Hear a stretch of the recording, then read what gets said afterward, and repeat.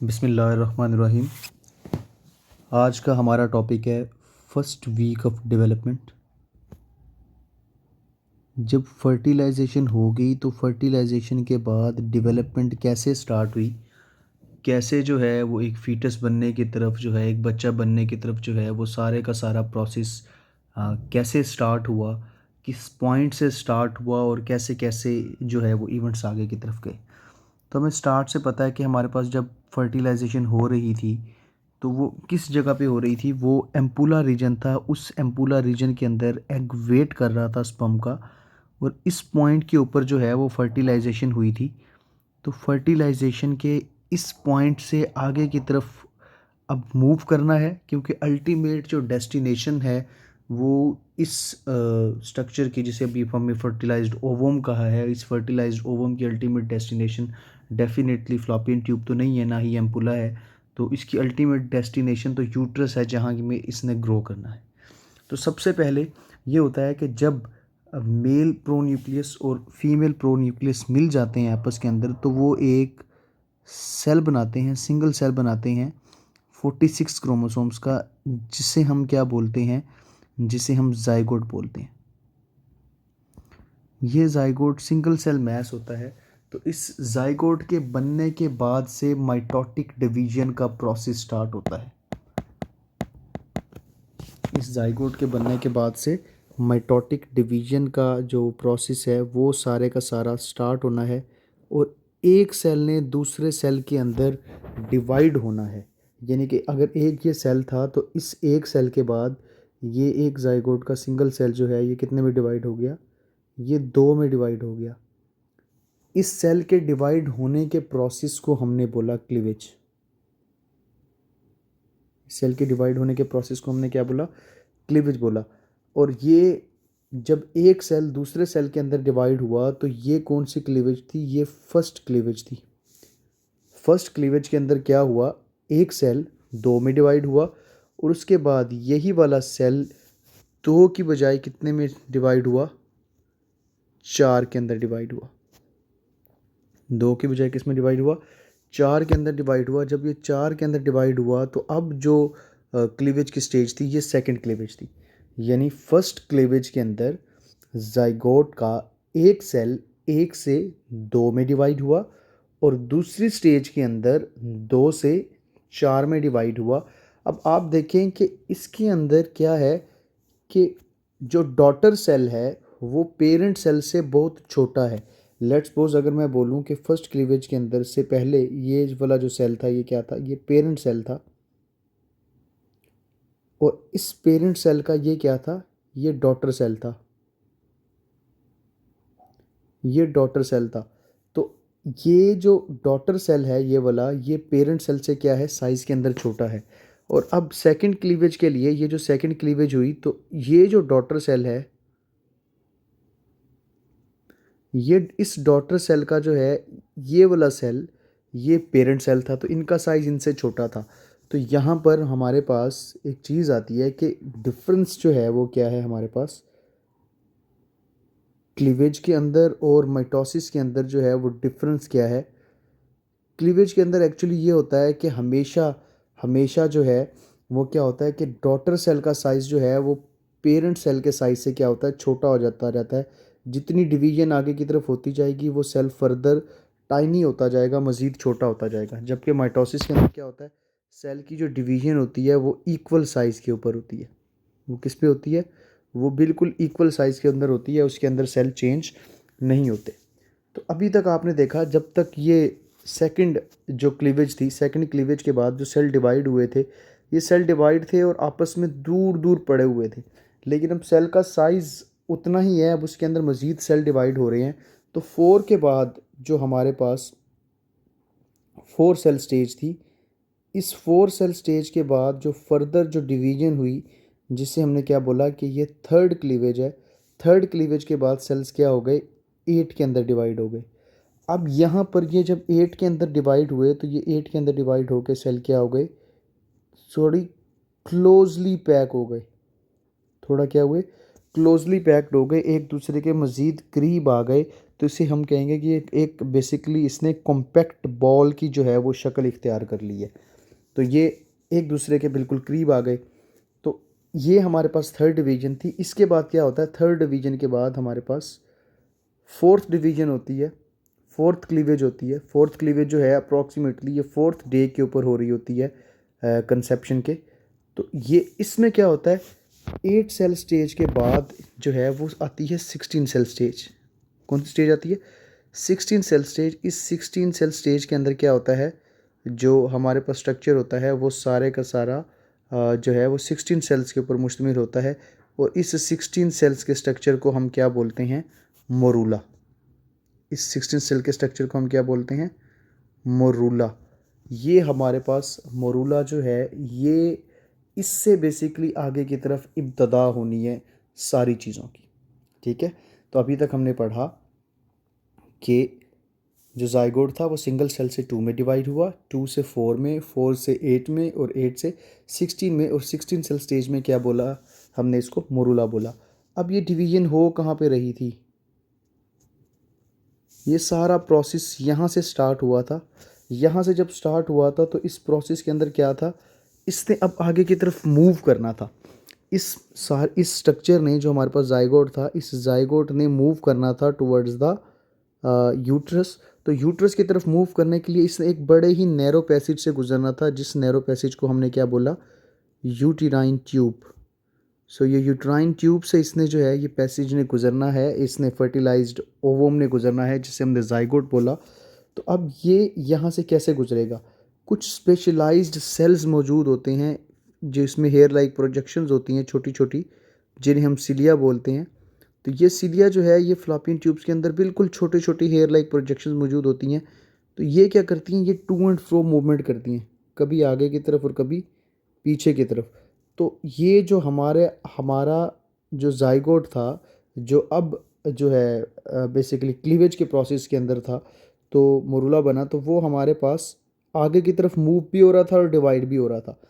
इन sales के ऊपर role करता हुआ, ये एक सेल जो था ये ने रोल करता हुआ आगे की तरफ, एक सेल से दूसरे सेल की तरफ शिफ्ट कर रहे थे, एक सिलिया से दूसरे सिलिया की तरफ मूव कर रहे थे, और ये क्या कर रहा था, आगे की तरफ मूव करता जा रहा था।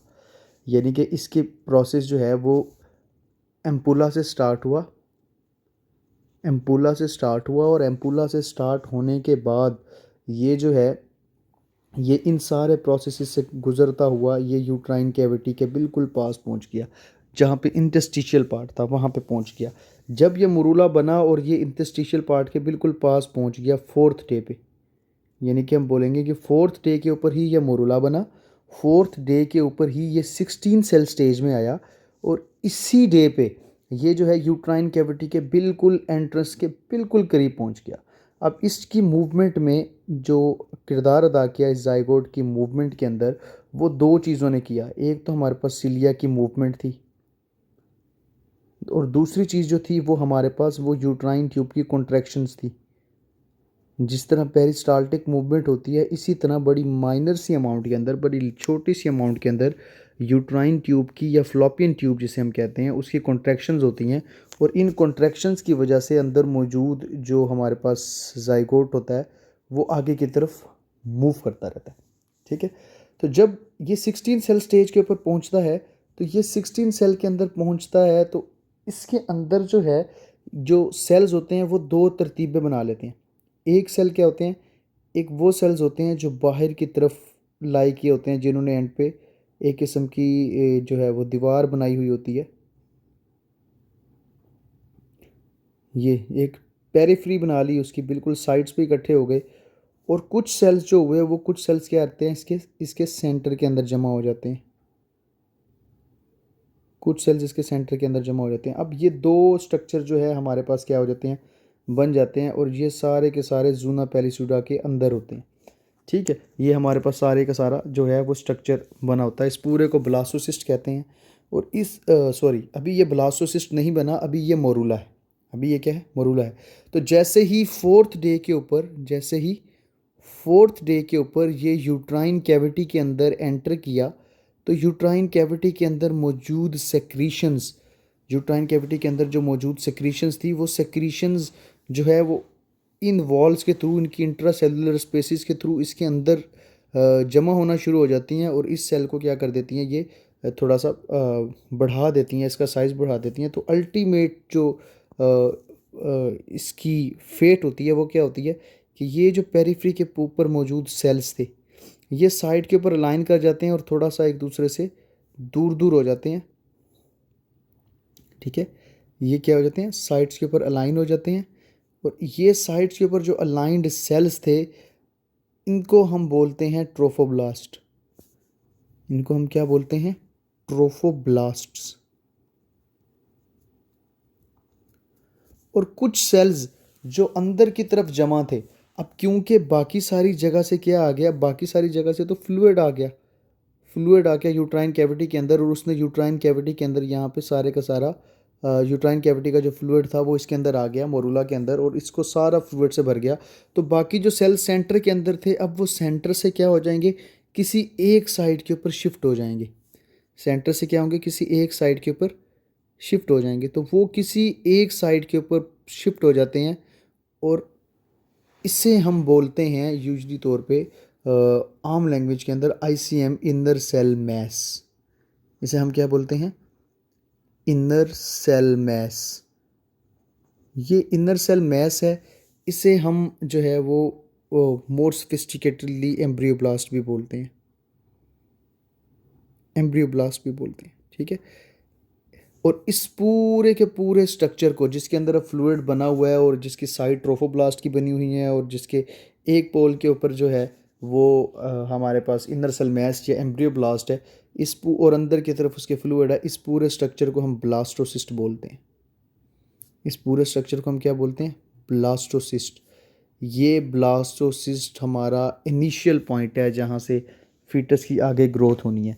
और यही ब्लास्टोसिस्ट वो स्ट्रक्चर है जो हमें अल्ट्रासाउंड पर सबसे पहले आइडेंटिफाइड होता है, जिसे हम उर्फ़े आम के अंदर गेस्टेशनल सैक बोलते हैं। जिसे हम उर्फ़े आम में क्या बोलते हैं, गेस्टेशनल सैक बोलते हैं। तो यही ब्लास्टोसिस्ट है जो क्या है, गेस्टेशनल सैक है। और इस ब्लास्टोसिस्ट का हर सेल, इस ब्लास्टोसिस्ट का हर सेल, चाहे वो आउटर हो या इनर हो, उसे हम ब्लास्टोमेयर बोलते हैं। उसे हम क्या बोलते हैं, ब्लास्टोमेयर बोलते हैं। अब याद रखें, ये जो हमारे पास स्ट्रक्चर था, ये जो हमारे पास इनर सेल मैस था, ये इनर सेल मैस किसी एक पोल के पास खड़ा हो जाएगा। अब ये जो है, इसकी कैविटी जो है वो बिल्कुल कम्पैक्ट हो जाती है, और ये साइड के ऊपर क्या हो जाता है, ये इस तरह से बिल्कुल जुड़ जाते हैं। जो साइड वाली चीज़ें, जो ट्रोफोप्लास्ट है,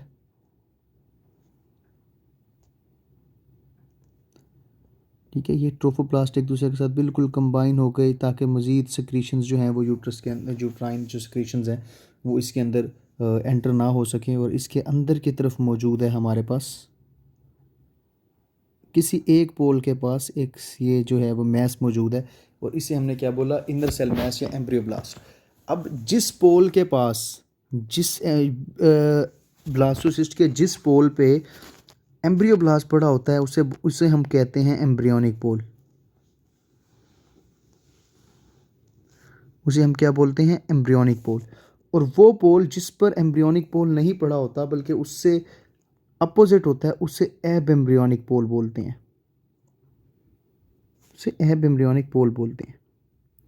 याद रखें, ये जो हमारे पास एम्ब्रियोब्लास्ट था, ये फ्यूचर का क्या था, नाम से जाहिर है इसके, ये हमारे पास फ्यूचर का क्या है, ये फ्यूचर का एम्ब्रियो है। ये फ्यूचर का एम्ब्रियो है, या ये फ्यूचर का क्या है, फीटस है। लेकिन ये जो बाहर की तरफ स्ट्रक्चर पड़ा हुआ है, जिसे हमने क्या बोला, ट्रोफोब्लास्ट, जिसे हमने क्या बोला, ये जो बाहर वाली लाइनिंग है, ये क्या है, ये ट्रोफोब्लास्ट है। ये ट्रोफोब्लास्ट क्या है, फ्यूचर का प्लेसेंटा। ये ट्रोफोब्लास्ट फ्यूचर का क्या है, प्लेसेंटा है। तो ये दो कैविटीज़ जो हैं, ये दो स्ट्रक्चर जो हैं फ़िलहाल बन गए, एक एम्ब्रियोब्लास्ट बन गया और एक क्या बन गया, ट्रोफोब्लास्ट बन गया। अब ये सारे स्ट्रक्चर्स हो रहे हैं, ये 4th डे के ऊपर कैविटी के अंदर आया था, और उस वक्त ब्लास्टोसिस्ट बना था। ब्लास्टोसिस्ट बनने से लेकर इसके ट्रोफोब्लास्ट बनने तक इसमें 2 दिन लग गए। कितने दिन लग गए इसमें, 2 दिन लग गए। और अब 6th डे आ गया। 6th डे वो डे था जिस दिन पर इम्प्लांटेशन होनी है। 6th डे वो डे है जिस डे पर इम्प्लांटेशन होनी है with in the uterine cavity. अब यूट्रस जो है, ये यूट्रस की जो है ये लेयर है बेसिकली, ये हमारे पास यूट्राइन कैविटी है, यूट्राइन एंडोथेलियल जो है ये लेयर है। इस लेयर के अंदर, एंडोमेट्रियम लेयर के अंदर जो है इसने क्या करना है, ये पेनिट्रेट करना है, इसको थोड़ा सा डैमेज करना है ताकि इसके अंदर जो है वो एंट्री बना सके। तो इसको मैं थोड़ा सा रफली जो सा करता हूँ कि ये यहाँ पे जो है ये ब्लास्टोसिस्ट जो है ये जब टच हुई तो जो भी इसका पोल जो है वो टच हुआ तो इसने इसके सेल्स को जो है वो थोड़ा सा डैमेज किया और ये वाले सेल्स ने इसको क्या किया, इसको प्रोलिफरेट करने की इजाज़त दे दी। तो जब ये यहाँ पर प्रोलिफरेशन हुई तो इस सारे प्रोसेस को हमने बोला इम्प्लांटेशन। यानी इम्प्लांटेशन हमने किसे कहा कि जब जिस पॉइंट पर ब्लास्टोसिस्ट इन्वेड की एंडोमेट्रियम के अंदर, उस पॉइंट के ऊपर हमने इसे बोला इम्प्लांटेशन। याद रखें इम्प्लांटेशन जो है वो नॉर्मल जगह पे होनी चाहिए, अगर एबनॉर्मल जगह पे होगी तो फीटस यूज ग्रो नहीं करेगा। अब नॉर्मल पॉइंट कौन सा है इम्प्लांटेशन का, ये हमारे पास यूट्रस है। यूट्रस का एक मैं छोटा सा कट सेक्शन बनाता हूँ। तो ये यूट्रस है, यूट्रस में यूजली तौर पे यहाँ पर जो है वो फर्टिलाइजेशन हुई थी एम्पुला के रीजन के ऊपर और इस जगह पर आकर फंडस के ऊपर पोस्टीरियर यूट्राइन वॉल में इम्प्लांटेशन होती है। यूजली तौर पर पोस्टीरियर यूट्राइन वॉल के अंदर इम्प्लांटेशन क्यों होती है? यूजली तौर पे कुछ साइंटिफिक रिसर्चेस कहती हैं कि यूट्राइन साइड के ऊपर इस वजह से, जो पोस्टीरियर वॉल के ऊपर इस वजह से इम्प्लांटेशन होती है फंडस के पास कि यूजली तौर पे जो फीमेल्स हैं आफ्टर द सेक्सुअल इंटरकोर्स बिल्कुल स्ट्रेट लेटती हैं, तो उसके बाद जो है अमूमी तौर पे उनकी सोने की जो हैबिट्स होती हैं वो भी बिल्कुल स्ट्रेट होती हैं। तो जिस वक्त ये जो ब्लास्टोसिस्ट है ये जब आती है with in the uterine cavity, तो ये उस ग्रेविटी डिपेंडेंट पोर्शन के ऊपर जो एक्चुअल में पोस्टीरियर वॉल होता है, उस पोस्टीरियर वॉल के ऊपर जो है वो क्या जाती है, जाके अटैच करती है और उसी के साथ जाके अपनी प्रोलिफ्रेशन कर लेती है, उसी के अंदर जाके इम्बेडेड हो जाती है और वहीं पे इम्प्लांट कर जाती है। तो अगर तो करवट बदल के, एक ऐसी मदर है जो बिल्कुल करवट बदल के एक राइट साइड की तरफ करवट लेके सोती है, हमेशा तौर पे उसका डोमिनेंट पोर्शन ही यही है, डोमिनेंट पोजीशन ही यही है, तो उसके अंदर क्या होता है कि यही वाली जो ब्लास्टोसिस्ट है वो राइट लेटरल वॉल के अंदर जो है वो इम्बेडेड कर जाती है, वो उस पर इम्प्लांट कर जाती है। और अगर लेफ़्ट साइड पे ले रही है तो लेफ़्ट साइड के ऊपर, और अगर उल्टा लेट रही है तो ये जो है एंटीरियर यूट्राइन वॉल के अंदर भी इम्प्लांट कर सकती है। लेकिन ये सारी की सारी एक साइंटिफिक जो है वो रिसर्चेज हैं, कुछ साइंटिस्ट इससे इत्तफाक करते भी हैं, मोस्टली जो है इससे इत्तफाक करते हैं, कुछ जो है वो इस चीज़ से इत्तफाक नहीं भी करते। तो हमारे पास नॉर्मली तौर पर उस जगह पर इम्प्लांटेशन होनी चाहिए जिस जगह पर ग्रो करने के लिए, फीटस के ग्रो करने के लिए इन्वायरमेंट मौजूद हो। नॉर्मल तौर पे हमारे पास जो ये इन्वायरमेंट है ये fundus of the uterus provide करती है, यानी कि तकरीबन इतना एरिया। इस एरिया के अलावा अगर किसी जगह के ऊपर इम्प्लांटेशन होती है तो वो इम्प्लांटेशन जो है वो सक्सेसफुल नहीं होती और वो जो है प्रेगनेंसी वायबल नहीं होती। तो इस जगह पर जो प्रेगनेंसी होगी, इम्प्लांट होगी, वो वायबल होगी, यानी कि वो ग्रो करेगी और वो सक्सेसफुल प्रेगनेंसी होगी। जो अगर जो दूसरी जगह पे करेगी तो वो प्रेगनेंसी सक्सेसफुल नहीं रहेगी। तो किन चीज़ों की ज़रूरत होती है और क्यों दूसरी जगह पर ग्रो नहीं करेंगी, तो ये सारी चीज़ें हम एक डिफरेंट जो है वो एक अलहदा से एक लेक्चर के अंदर डिस्कस करेंगे। अभी हमने देखना है कि जब ब्लास्टोसिस्ट इम्प्लांट की तो क्या हुआ। तो जब ब्लास्टोसिस्ट इम्प्लांट की तो ब्लास्टोसिस्ट की जो लेयर है वो दो के अंदर डिवाइड होगी। याद रखें हमारे पास सबसे पहले ये जो आउटर लेयर थी ये क्या थी, ट्रोफोब्लास्ट थी। तो ये ट्रोफोब्लास्ट जो है ये मोनोन्यूक्लिएटेड सेल्स थे बेसिकली। तो ये ट्रोफोब्लास्ट जब मोनोन्यूक्लिएटेड सेल्स थे, जब ये प्रोलिफरेट करने लगे, इम्बेडेड होने लगे, तो उससे पहले इसने क्या किया, इन्हीं ट्रोफोब्लास्ट ने अपनी एक और लेयर बनाई यूट्रस के इसी स्ट्रक्चर के बिल्कुल बाहर की तरफ, यानी कि अब इसकी क्या होगी, दो लेयर्स होगी। तो ये दो लेयर्स होगी, तो इस दूसरी लेयर्स को हमने क्या बोला, इनको दो डिफरेंट नाम दे दिए। जो अंदर वाली लेयर थी इसको हमने बोला साइटोट्रोफोब्लास्ट, साइटोट्रोफोब्लास्ट जो हमारे पास मोनोन्यूक्लिएटेड थे, और जो बाहर वाली लेयर थी उसे हमने बोला सिंटिशियोट्रोफोब्लास्ट। ये जो सिंटिशियो ट्रोफोब्लास्ट था ना, ये मल्टी न्यूक्लिएटेड सेल से मिलके बना था। मल्टी न्यूक्लिएटेड सेल्स कैसे, कि जो सेल डिवाइड हो रहे थे, जब ये सेल डिवाइड हो रहे थे ट्रोफोब्लास्ट के, तो जो दूसरे सेल, ये वाला सेल अगर एक के अंदर जो है वो डिवाइड हुआ है, तो ये दो डिफरेंट सेल अगर इस तरह बनाता, तो इसकी बजाय इन्होंने क्या किया, ये दो डिफरेंट सेल आपस में यूँ कंबाइन हो गए। तो बजाय ये कि ये सिंगल न्यूक्लिएटेड सेल बनता है, ये क्या बन गया, मल्टी न्यूक्लिएटेड सेल्स बना, और बिल्कुल एक दूसरे के साथ ये मिलने लग गए और एक बड़ा सारा नेटवर्क बना लिया। तो ये बाहर की तरफ इस तरह से इन्होंने क्या कर लिया, एक नेटवर्क बना लिया इसकी वॉल के करीब करीब बिल्कुल। तो ये नेटवर्क जो था सिंटिशियो ट्रोफोब्लास्ट का, ये सबसे पहले एंडोमीट्रियम की लेयर के अंदर इम्प्लांट करता है। ये वाला जो नेटवर्क है, ये सबसे पहले क्या करता है, एंडोमीट्रियम की लेयर की तरफ इम्प्लांट करता है। तो एंडोमीट्रियम की जिस जगह पर इम्प्लांट करता है, लेट्स सपोज अगर एंडोमीट्रियम, ये एंडोमीट्रियम है, तो एंडोमीट्रियम का जिस जगह पर इम्प्लांट करेगा वो जगह ये रप्चर करेगा। इस जगह पर इम्प्लांटेशन हुई है, तो इसका मतलब है ये वाली जगह रप्चर हुई है, तो इसके नतीजे के अंदर ब्लीडिंग भी होती है। तो इसके अंदर क्या होती है, ब्लीडिंग होती है। तो प्रेगनेंसी के अर्ली डेज़ के अंदर अगर फीमेल जो है वो स्पॉटिंग वगैरह फील करे, तो ये बिल्कुल नॉर्मल होता है। और अक्सर तौर पे यही इम्प्लांटेशन ब्लीड जो होती है, ये आपको अल्ट्रासाउंड पर नज़र भी आती है, बिल्कुल गेस्टेशनल सैक के साथ। अगर वो यूट्रस के अंदर की तरफ, एंडोमीट्रियम के अंदर की तरफ जमा हो जाए, तो वो हमें नज़र भी आती है, जिसे हम सब क्रियोनिक हीमाटोमा भी बोलते हैं। डिपेंड करता है ये सब क्रियोनिक हीमाटोमा किस वजह से बना है। तो यहाँ पर क्या हुआ, यहाँ पर अगर आकर ये ब्लास्टोसिस्ट ने यहाँ पर इम्प्लांट किया, तो इस जगह के ऊपर जो ब्लीडिंग हुई, वो या तो बाहर की तरफ खारिज हो जाएगी या ये अंदर की तरफ रह जाएगी। तो अगर जब अंदर की तरफ रह जाएगी, तो जब यही वाली ब्लास्टोसिस्ट जो है वो अंदर आकर इम्प्लांट करेगी पूरी तौर पे, तो ये जो ब्लड था इसका, ये यहाँ पर एक जगह पे इकट्ठा हो जाएगा और एक हीमाटोमा की शक्ल इख्तियार कर लेगा, जिसे हम क्या बोलते हैं, इम्प्लांटेशन ब्लीड। और अगर ये ज़्यादा देर तक प्रेसिस्टेंट रहे, तो ये सब क्रियोनिक हीमाटोमा होता है। और अगर ये ज़्यादातर ब्लीडिंग ज़्यादा हो, तो इसका ये मतलब है कि वो नेटवर्क ब्लड सप्लाई का जो यहाँ पर बनाना था बेसिकली ब्लास्टोसिस्ट ने, वो ब्लास्टोसिस्ट ये नेटवर्क नहीं बना पा रही। जिस नेटवर्क, इसके नेटवर्क ना बनाने की वजह से, इसके नेटवर्क ना बनाने की वजह से जो हमें, एक दफ़ा मैं दोबारा से आपको सिंटिशियो ट्रोफोब्लास्ट और साइटोट्रोफोब्लास्ट की तरफ लेके जाता हूँ। तो ये जो अंदर वाली लेयर है, ये साइटोट्रोफोब्लास्ट है, और इसके अंदर की तरफ ये इनर सेल मैस है, जिसे हमने एम्ब्रियोब्लास्ट कहा। और इसके बाहर की तरफ जो था, वो मल्टी न्यूक्लिएटेड सेल्स जो थे, वो ग्रो कर रहे थे और एक दूसरे के साथ नेटवर्क बना रहे थे। जिन नेटवर्क्स को हमने क्या बोला, लुकनाई बोला।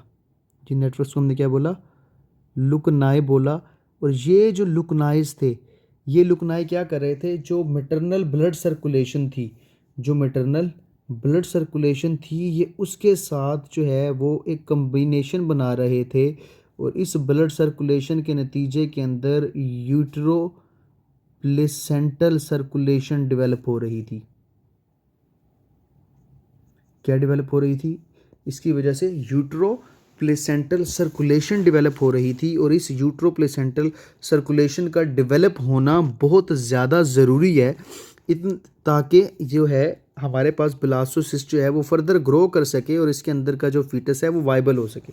लेकिन अगर किसी नतीजे की वजह से, किसी भी ख़राबी की वजह से, अगर ये वाली जो है वो सर्कुलेशन सही तरह से मैटरनल सप्लाई के साथ कनेक्ट ना हो, तो इसका मतलब है जो मदर से जो ब्लड आ रहा है, जो इस लुकनाई को मिलना चाहिए, वो बाहर की स्पेस की तरफ इकट्ठा हो रहा है। इस जो है इस ट्रोफोब्लास्ट के नीचे की तरफ इकट्ठा हो रहा है, यानी कि इस पॉइंट की तरफ या इस पॉइंट की तरफ इकट्ठा हो रहा है, पूल बना रहा है हमारे पास ब्लास्टोसिस्ट के नीचे की तरफ या साइड की तरफ। ब्लास्टोसिस्ट के वो पूल बना रहा है। वो ब्लड की पूलिंग किस वजह से बन रही है, वो ब्लड की पूलिंग बन रही है या हीमाटोमा बन रहा है, क्योंकि ब्लड के जो कनेक्शंस थे वो सही से और स्ट्रॉन्ग बिल्टअप नहीं हुए, जिनकी वजह से ब्लीडिंग हो रही है। तो इसका ये मतलब हुआ कि ये ब्लीडिंग इस तरफ इंडिकेट कर रही है कि जो मैटरनल कनेक्शन बन रहे थे सिंटिशियो ट्रोफोब्लास्ट के, वो सही नहीं बने, जिसकी वजह से जो ग्रोथ है वो बिल्कुल ठीक नहीं होगी और अल्टीमेटली प्रेगनेंसी क्या हो जाएगी, अबॉर्ट हो जाएगी, मिसकैरेज हो जाएगा। तो हमें जब भी अल्ट्रासाउंड के पे ये सब क्रोनिक हीमाटोमा नज़र आता है तो हम अलर्ट हो जाते हैं, क्योंकि ये एक इंडिकेटर है कि इसकी वजह से प्रेगनेंसी क्या हो जाती है, फेल भी हो सकती है अगर ये परसिस्टेंट रहे। तो वी हैव टू लुक कि आइदर ये जो है इम्प्लांटेशन ब्लीड है या सब क्रोनिक हीमाटोमा है। इम्प्लांटेशन ब्लीड जो है वो हमेशा अर्ली डेज़ के अंदर नज़र आती है और बड़ी थोड़ी अमाउंट के अंदर होती है, लिटिल अमाउंट में होती है। जबकि सब क्रोनिक हीमाटोमा जो है वो लेटर इन द प्रेगनेंसी भी नज़र आ सकता है और देर से रिजॉल्व होता है और इसकी तादाद जो साइज़ है वो भी ज़्यादा हो सकता है।